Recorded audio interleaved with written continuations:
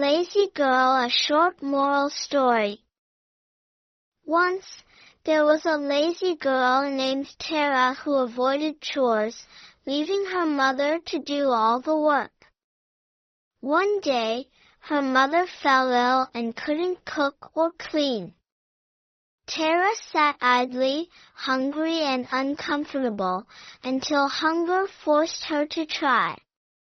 She burned the food and spilled water everywhere, but slowly learned to manage.